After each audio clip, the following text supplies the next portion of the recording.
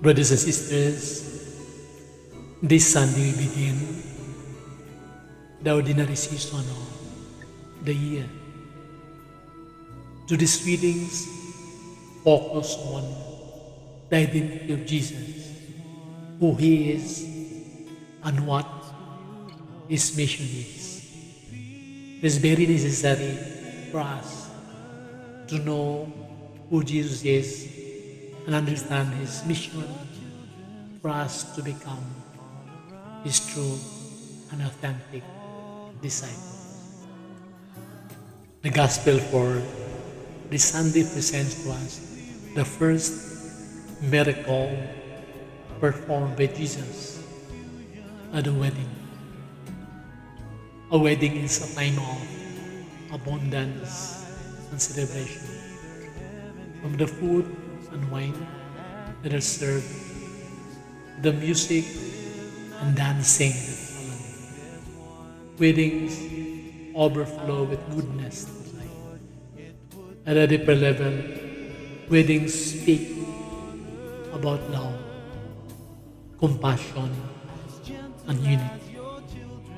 And indeed, wedding feast at Cana is a sign of God's love and compassion for all of us.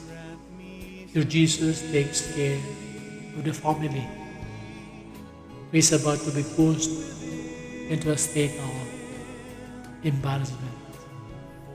At the same time, accepts the word of Mary to do a good act and present the family things in abundance. The abundance of the wedding is a taste of what God provides for us at the Eucharistic table. The first reading for this Sunday from the book of Isaiah speaks to the people of Israel in exile. When they were driven from their homeland, he speaks of God's power in their life. When they will be changed from being known as forsaken, abandoned, losers, or failures to being known as chosen and blessed. He speaks of the power of God to change a life. In his letter to the Corinthians, today's second reading, St. Paul is writing to a talented but divided parish about the variety of gifts people are given. Sometimes we think that because we do not have another's talent, that we admire that we have no talent. We are all given talents, and whatever talents we have can be used to build up rather than divide the church. St. Paul lists some of them as wisdom, teaching ability, the gift of a strong faith, healing, prophecy, the ability to spotlight the critical moral issues of our time, speaking in tongues, the gift of interpreting significance. In Christ, our talents can become gifts to the church, instruments of grace, vehicles of His truth, avenues of His love, and ways of building up the church. The story of the marriage feast at Cana, we heard in today's Gospel, is narrated by St. John. The event had made a deep impression on him as it happened only a few days after he and 4 disciples had decided to follow Christ. At this wedding, he witnessed the first miracle worked by the Lord, which must have impressed him a great deal. It is possible to, at that time, he was writing the gospel.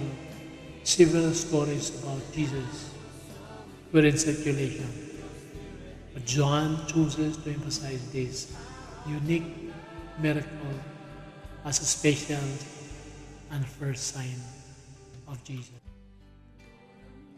In the gospel, we see Jesus, his mother, and his disciples to wedding.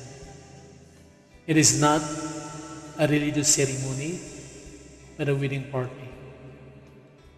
Jewish weddings of those days would last even a week. This was a time of grand celebration, and Jesus and Mary along with the disciples were part of it. The message for today is very clear. Jesus brings joy and shares the joys of others. Once that a region is meant to be a joyful experience. As Saint Irenaeus well says, the glory of God is a person who is fully alive. Today's story is indeed a great revelation of God's presence and activity in our midst. We see God revealing himself again in what Jesus does in this wedding scene. He worked his first miracle in order to give a temporal favor, an earthly gift to save the newly married groom from embarrassment. It had the other effects to convince the recent disciples that he is chosen Messiah, and also the efficacy of the intercession of Mary on our behalf. Now, brothers and sisters, as the Lord turned the water into wine, let us allow the Lord to turn us, to convert us, to renew us, to refresh us, allowing the Lord to make miracles to happen in our lives.